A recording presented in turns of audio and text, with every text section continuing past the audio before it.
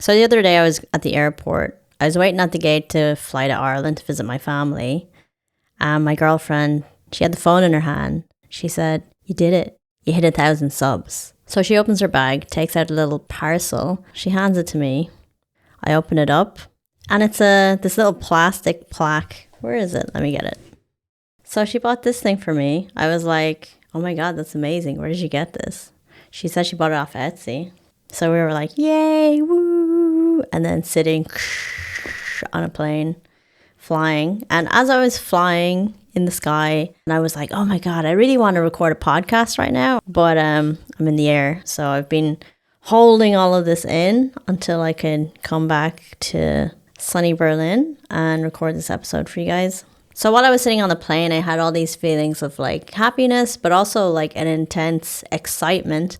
I haven't felt this way in ages. What is this? It's only 1,000 subs, you know? If I told somebody on the street, "I'm a YouTuber, I have 1,000 subs," they're just like, "Who gives a shit," you know? But for me, it wasn't about the sub number. It was about the fact that my mind was like, of course, you can get 1,000 subs on your channel, Grace. Like, why couldn't you? You just post and you keep posting and eventually you'll get there. The fear part of me was just like, yeah, it's totally possible for other people, Grace, but it's probably not possible for you. You know, you could just like post forever and just get 20 views or whatever. It might go nowhere. Who wants to listen to you? Who's interested in your thing? Blah, blah, blah, all this negative chatter. Basically, the excitement of 1,000 subs for me was achieving this goal that I wasn't sure and just kind of try and figure it out on the way. And two, doing that while being under siege by all these like negative thoughts and negative feelings of like, you don't know what you're doing it the wrong way. Your thumbnail sucks, this sucks, that sucks. Look at all these gurus telling you how to do things so easily, and then when you do them, it doesn't work out. You know, isn't that more evidence that it's not meant to happen for you? And to just keep pushing through. It's like when you start going to the gym and you have like no evidence that what you're doing is actually working, it's hard to kind of convince yourself to keep going to the gym. But once you lose like 5 kilos, 10 kilos, then you see like, oh, this is really working. And then it's like really easy to stay motivated. But just getting from zero to momentum, that's really tough. That's really mentally tough, I think. And I'm really proud that I achieved that, you know. The most exciting thing about it is what it really means to me. It's like, okay, my mind was like, you cannot do this because blah, blah, blah. And then I did it anyway. So like these fears and doubts, I proved them wrong. So I'm like, okay, if my fears and doubts are not factual, what else am I not doing in life because of my fears and doubts that are proven to be non-factual? What else am I not even considering to do because I think, oh, that's not for me because I'm going to suck at it or I don't know how to do that. Now I can say, well, I didn't know how to get 1,000 subs, but I got 1,000 subs on YouTube. I didn't know how to make a career on YouTube, but I feel I'm much closer to making a career on YouTube now. So why can't I figure out those other things? And suddenly those things feel much more possible for me. You have this idea of your life. I am in these lanes. I'm constricted to these things and these things outside. I'm either not that interested enough to pursue them, to put the effort into doing them, or they're just not possible for me. If you were to just like say, okay, your life is a plate and you're at a buffet, I'm the kind of person that wants to pick a little bit of everything and then leave some space. So then I taste what's good and not good and then go back and get some more of the good stuff, you know? Like I want to try it all.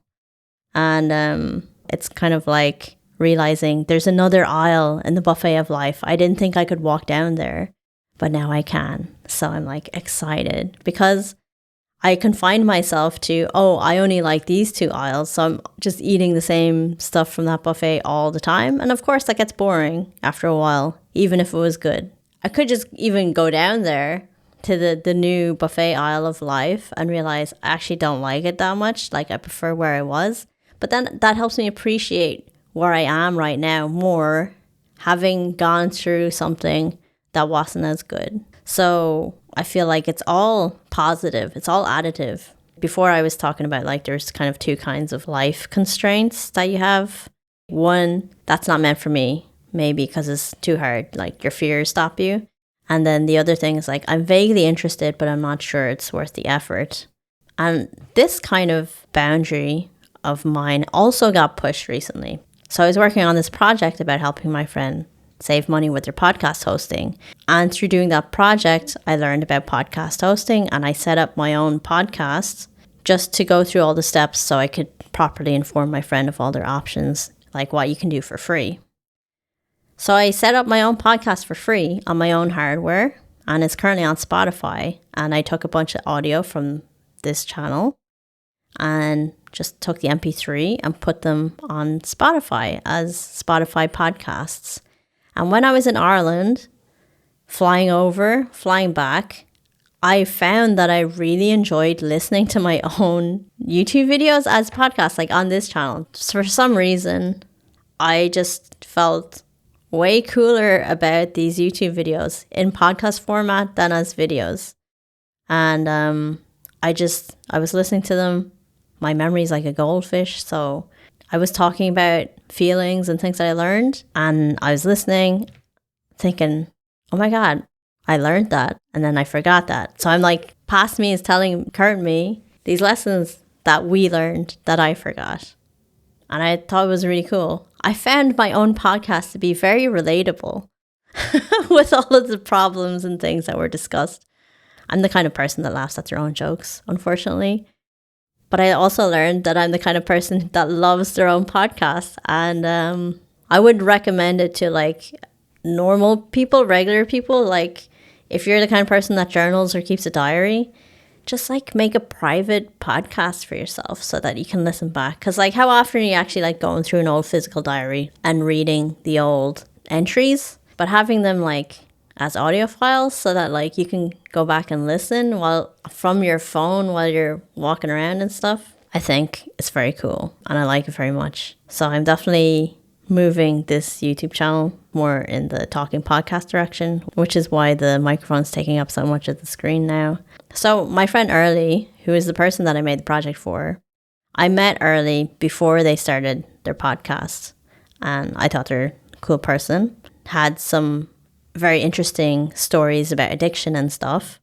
And then later they told me, yeah, I started my podcast talking about like being sober and fighting addiction and stuff. And I was like, oh my God, that's so cool. That's so cool for you. But I never would have thought I would also feel cool if I did a podcast. And I feel like that's probably like a subtle tell.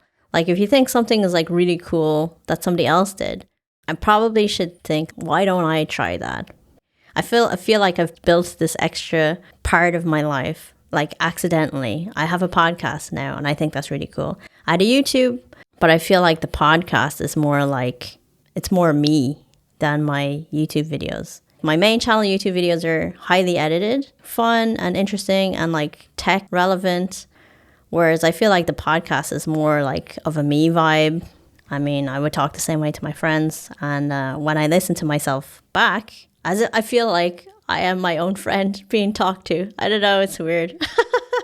But yeah, so I like it very much. And I think when it comes to me as a person, I really like to talk about like self-reflection stuff, kind of like what I learned. The catalyst for what I learned and how I feel is based on the tech experiments and the YouTube channel. So I have this labeled as a tech and money-saving podcast, and it feels a little bit disingenuous because it's more like reflective lessons learned and emotional lessons. A documentary of the emotional journey of going from like a baby YouTube channel to try and make a career. Part of the motivation for like documenting the journey as well is this YouTube channel called Aramis. He's a game dev YouTuber. He's a guy who quit his job and wanted to make games. Most of his games are on Steam. He spent like 2 years in the red, like losing money. And then he released one game that he did in partnership with another guy. And he sold like $500,000 worth of his game. So he went from like being like poor to I can afford to live now for the next 3 years without having to make any more money. Something like that. One of his YouTube comments was, I watched you on your journey and I had to unsubscribe because it was like watching a car crash in slow motion. Something like this. And now I feel bad for doubting you. But it was like 2 years of Look at this guy in his white t-shirt, you know, looking like an unemployed person, losing money, chasing a dream, but not getting anywhere.